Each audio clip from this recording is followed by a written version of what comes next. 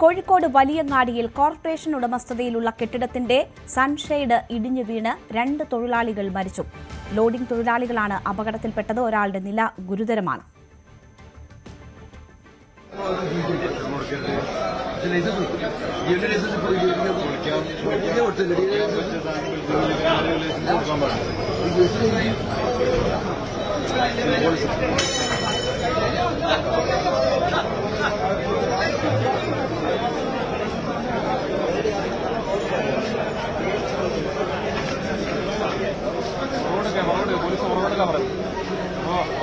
വലിയങ്ങാടിയിൽ അപ്രതീക്ഷിതമാണ് അപകടമുണ്ടായത്.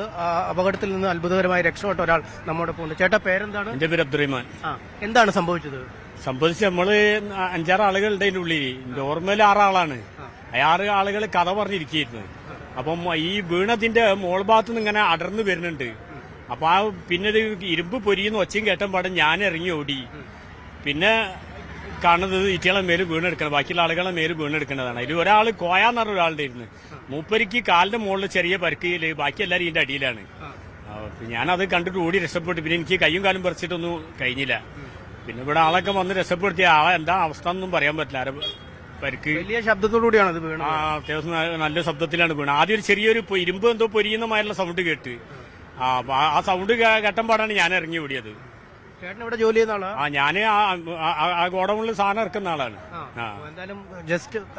Just miss എന്നാണ് നല്ല പറയാൻ. അവിടെ ഇപ്പൊ നമ്മളെ ഷോപ്പിൽ ജോലി ചെയ്യുന്ന ജബ്ബാർ എന്ന് പറഞ്ഞ ആളുണ്ട്. ഈ സെമീന എന്ന് പറഞ്ഞ ലോറിന്റെ ഓണറും ഡ്രൈവറൊക്കെ അല്ല ബഷീർക്കുണ്ട്. ഇവരെ കൂടെ കയറുന്ന വിനോദ്, അസറു, പിന്നെ നമ്മളെ ഈ ഗാമ എന്ന് പറഞ്ഞ ഷോപ്പ് വർക്ക് ചെയ്യുന്ന ജബ്ബാറുണ്ട്. പിന്നെ പയ്യോളി കയറ്റുന്ന ഒരു കോയ ഉണ്ട്. ഇത്രയും ആളുകൾ എന്റെ ഓർമ്മയിലുണ്ട്. ഓടാൻ പറ്റിയില്ലായിരിക്കും. ഓടാൻ പറ്റില്ല. ഞാനും ബാക്കി എല്ലാവരും അവിടെ ഇരുന്ന് വയ്ക്കുന്നത്. അപ്പൊ ഓടലും ഞാൻ ഓടി ഇറങ്ങലും ഇത് ബികലും കഴിഞ്ഞു വയ്ക്കുന്നത്. നിങ്ങൾ അത്ര പേരായിരുന്നു അവിടെ ഉണ്ടായിരുന്നത്? അത്ര ആളുകൾ എന്റെ ഓർമ്മയിലില്ല. കൂടാതെ ആരും ഉണ്ടോ എനിക്ക് പറയാൻ പറ്റൂല. അപ്പൊ പെട്ടെന്ന് കഴിച്ചില്ല എന്ന് പറയാം. അതെ ഐസിന്റെ ബലം കൊണ്ട് രക്ഷപ്പെട്ടു എന്ന് പറഞ്ഞാൽ നല്ലത്. അപ്പോഴത്തേക്ക് പെട്ടെന്ന് ആളുകൾ ഓടി. അപ്പോഴേക്ക് പിന്നെ ഇവിടെ ഉള്ള ആളുകൾ ഓടിക്കൂടി പൊന്തിക്കലും ഫയർഫോഴ്സിനും പോലീസിനൊക്കെ വിളിച്ച്. അതിൽ ഒരാളുടെ നില ഇത്തിരി ഗുരുതരമാണെന്ന് അങ്ങനെയാണ് കേട്ടത്.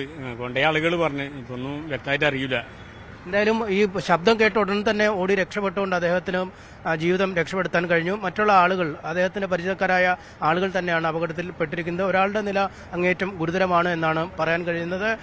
ഈ കെട്ടിടം വീണപ്പോൾ, അല്ലെങ്കിൽ കെട്ടിടത്തിന്റെ മുൻഭാഗത്തെ കോൺക്രീറ്റ് പാളികൾ വീണപ്പോൾ തന്നെ ആളുകൾ, രക്ഷാപ്രവർത്തകർ എത്തുകയും മറ്റുള്ളവരെ ആശുപത്രിയിലേക്ക് എത്തിക്കുകയും ചെയ്തു. എന്തായാലും വലിയ ഒരു രക്ഷപ്പെടലാണ് അദ്ദേഹത്തിന് സാധ്യമായിരിക്കുന്നത്. ലോറി ഡ്രൈവറും കൂടെ പണിയെടുക്കുന്ന ജോലിക്കാരാണ് ഇവിടെ ഇരിക്കുന്നത്. ഇതിന് സൗണ്ട് കേട്ടിട്ട് ഓടി